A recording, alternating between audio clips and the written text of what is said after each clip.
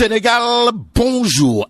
Billahi mina coronavirus rajim. Voilà ce qu'il faut dire en lisant la tribune. Le journal du groupe des médias révèle à sa une près de 50 Sénégalais. 50 Sénégalais meurent du coronavirus dans le monde. Aïe, waï. En tout cas, Sawai Amadouba s'est exprimé hier et ce que retire la tribune du speech de monsieur le ministre des Affaires étrangères relève de l'achat des tombes et sépultures par l'État. Et en l'État, il conviendrait d'ajouter que 12 milliards de francs CFA iront à la diaspora, renseigne la tribune. Le journal du groupe des médias d'indiquer aussi qu'il sera question d'inhumation selon le rite musulman des Sénégalais victimes du coronavirus. À propos du coronavirus toujours, la tribune s'intéresse aussi à la pandémie ayant fini de confiner le monde entier et la consommation de denrées alimentaires. Et là, c'est le Sénégal qui fait face à la tyrannie des importations. En tout cas, il s'agit de 2 millions de tonnes de riz pour 450 milliards de francs CFA. L'autre information à prendre pour argent comptant et compté porte sur un fait d'après la tribune, à savoir plus de 500 milliards dépensés par an pour d'autres produits. En termes de produits alimentaires, retenons également d'après la tribune que le commerce de marchandises baisse de 32% en 2020 au plan mondial, raison pour laquelle l'universel et mondial Sekundanan Kulundanan et un de ses compères académiciens nommé Jacques Brulé font une production intellectuelle de classe exceptionnelle à lire dans Le Témoin quotidien. Il s'agit de quoi? Eh bien, Le Témoin quotidien évoque justement les réflexions conjointes d'un quadruple académicien du Sud, en l'occurrence le docteur Papa Abdoulaye Sekundanan, et d'un académicien du Nord, comprenez le vice-président de l'Académie de France. Que retenir sinon l'intitulé de la production scientifique des deux kangam précités sous forme d'interrogation, à savoir sécurité sanitaire et sécurité alimentaire, mêmes enjeux, mêmes défis, le risque d'une crise alimentaire majeure, conséquence du Covid-19, d'où les propositions des deux sommités, en l'occurrence docteur Papa Abdoulaye Sekundanan Sunyundanan Kulundanan et Jacques Brulé, vice-président de l'Académie d'agriculture de France, à lire dans Le Témoin quotidien, à savoir rechercher l'autosuffisance pour les productions stratégiques, développer les programmes de développement ciblés, redonner de l'activité au métier de l'agriculture, fortifier la recherche scientifique et technique et enfin assurer des stockages alimentaires de précaution. En attendant que tout cela ne tombe dans l'oreille d'un sourd, l'Observateur L'Obs, toujours au chapitre de la pandémie du Covid-19, nous lit ce qu'il y a sous le masque de la crise aujourd'hui. Ce jour, retenons d'après l'Observateur L'Obs tout sur Macky Sall et son nouveau plan de guerre contre le coronavirus. Pour ce qui est du coronavirus et la pluie en vivre, le quotidien Réumi nous livre que Ndeketeyo, les populations s'impatientent. Puisqu'il est dit la patience a des limites, retenons déjà le rapport Africa's Pulse de la Banque mondiale révélé par 24 heures, à savoir quand le virus atteint le ventre de l'Afrique. Afrique, mon Afrique, dont la production agricole et l'importation des denrées alimentaires sont aujourd'hui sous tension et vont sans équivoque reculer, renseigne 24 heures. À l'heure actuelle, Le Soleil quotidien fait la situation épidémiologique du Sénégal, histoire de révéler que près de la moitié des patients sont guéris. Il s'agit de quoi exactement? Eh bien, Le Soleil quotidien qui revient sur le bilan d'hier du ministère de la Santé reparle des 123 malades guéris et 124 sous traitement. En matière de traitement, critique s'arrête sur les cas communautaires au Sénégal, histoire de révéler que le professeur Daouda Ndiaye propose un confinement ciblé. Sur ce point bien précis, Vox Populi en veut pour preuve les mesures du gouverneur de Thiès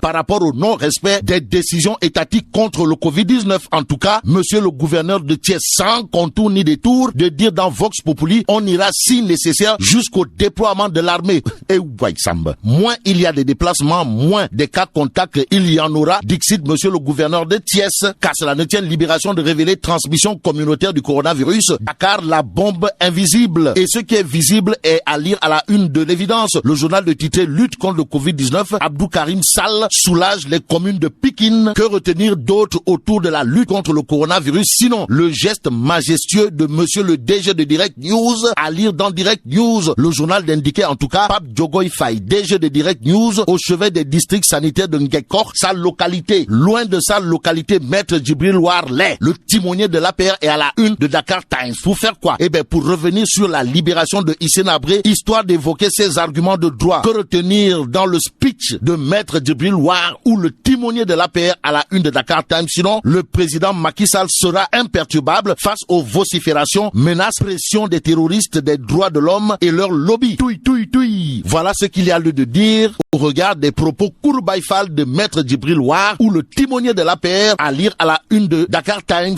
En attendant, revenons à Direct News pour terminer le journal de parler de coronavirus en nous livrant face à la détresse de son peuple. Le premier ministre du Canada pleure. Et là, mais là, tu dong de. Oui, bon, vive le Sénégal.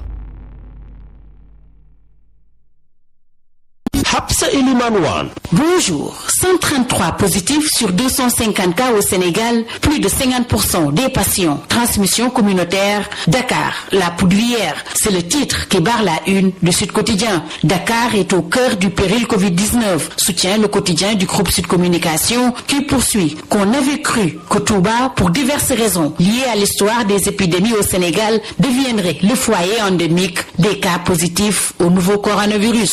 Mais non, c'est bel et bien la capitale qui recense à la date du jeudi 9 avril plus de 50% des contaminations à la maladie à Covid-19. Dakar, la bombe invisible dans la transmission communautaire du coronavirus. Affiche Libération qui souligne que des cas issus de la transmission communautaire sont détectés à Yoff, Médina, Ouakam, Sangalkam, Pikine, Keur Massar et au Plateau. Le bilan du Covid-19 du mercredi 8 avril est de 5 cas contacts positifs, 10 patients guéris et 0 cas communautaires d'après notre confrère de Bourguiba. Les cas communautaires vont dans les 10 jours à venir traduire l'évolution de la maladie à Covid-19 au Sénégal et des prévisions pourront être faites, renseigne une source officieuse du ministère de la Santé et de l'Action sociale. Toujours dans les colonnes du Sud Quotidien, le spécialiste en santé publique pour ce qui est du taux de guérison plus qu'acceptable, il indique que c'est parce que le Sénégal accueille beaucoup de formes bénignes dans la contamination du Covid-19.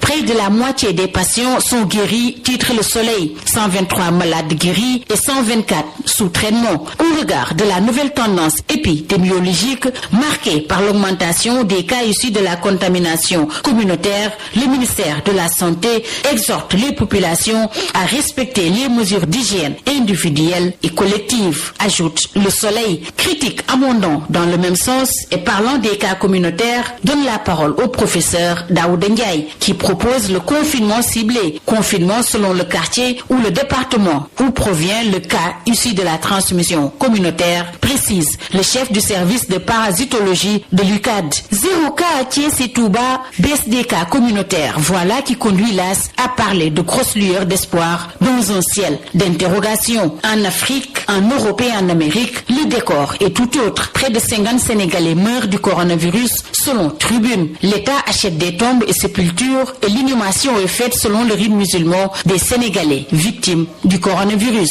Tribune annonce 12 milliards de francs CFA, dont 1 cette semaine pour la diaspora. 12,5 milliards et précisément pour protéger les émigrés sénégalais, rapporte Grand Place. Les familles des malades et ou victimes du Covid-19 sont assistées. Le Témoin quotidien qui souffle ce jour sur sa 30e bougie donne la parole au ministre des Affaires étrangères, Amadou Ba, qui explique les modalités de l'aide du gouvernement aux compatriotes vivant à l'étranger et qui souffrent de la crise liée au coronavirus.